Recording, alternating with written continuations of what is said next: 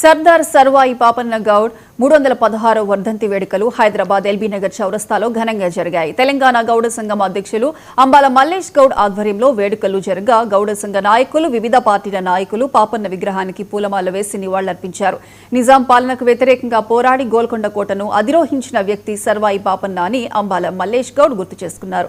ఇంత చరిత్ర ఉన్న పాపన్న జీవితాన్ని నేటి యువతకు తెలిసేలా పాఠ్య పుస్తకాల్లో ముద్రించాలని ప్రభుత్వాన్ని డిమాండ్ చేశారు మల్లేష్ గౌడ్.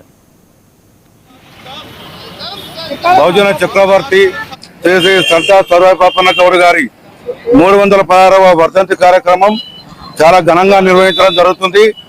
ఈ కార్యక్రమానికి మా రాష్ట్ర కమిటీ సభ్యులు, మన ముఖ్య అతిథులుగా అఖిల భారత గౌడ సంఘం అధ్యక్షులు గుర్రల వేములయ్య గౌడ్ గారు, అలాగే మన గౌడ సంఘం ఉపాధ్యక్షులు పెద్దలు అన్న గౌడ్ బోయపల్లి శేఖర్ గౌడ్ గారు, మా సంఘం సభ్యులు సంతోష్ గౌడ్ గారు, కిరణ్ గౌడ్, అలాగే వెంకటరమణ గౌడ్ గారు, లక్ష్మీపతి గౌడ్, కిషోరు, పల్లె గణేష్ గౌడ్ గారు, ప్రతి ఒక్కరికి పేరు పేరున కార్యంలో భిక్షమైన గౌడ్ గారికి పేరు పేరున ధన్యవాదాలు తెలియజేస్తున్నాం.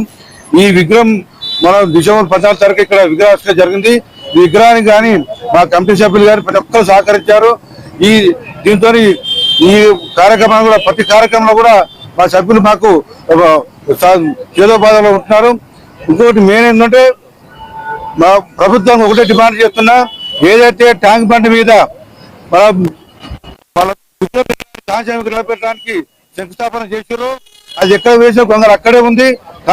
దయచేసి ప్రభుత్వాన్ని డిమాండ్ చేస్తున్నా, ఎట్టి పరిస్థితులు ఏదేమైనా సరే రేపు ఆగస్టు 18 తారీఖు అక్కడ విగ్రహం ఏర్పాటు చేయాలని ప్రభుత్వం డిమాండ్ చేస్తున్నాం.